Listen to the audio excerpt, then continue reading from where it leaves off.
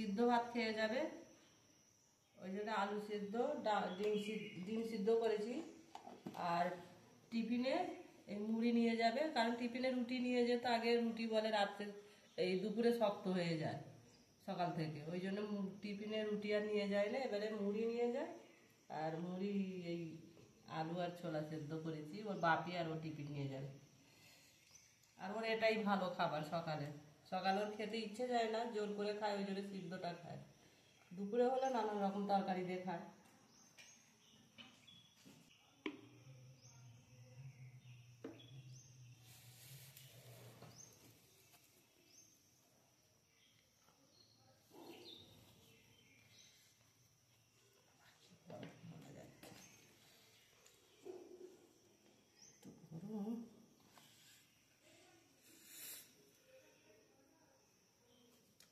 আজকে উঠতে একটু দেরি হয়ে গেছে, ওই জন্য এত গরম গরম সবাই করতে হচ্ছে।